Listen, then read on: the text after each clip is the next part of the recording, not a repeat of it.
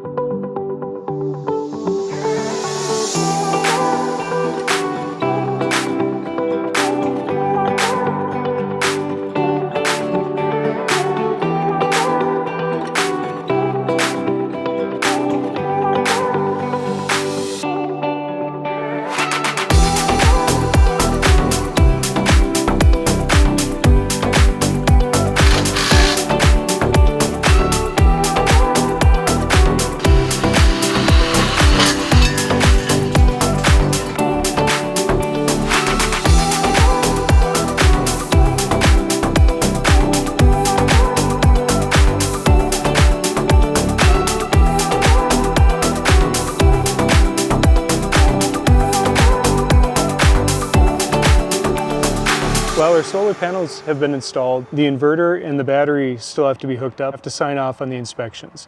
Once those are complete, we can actually flip the switch and produce power. So stay tuned, I'll keep you updated in future videos. And thanks for watching.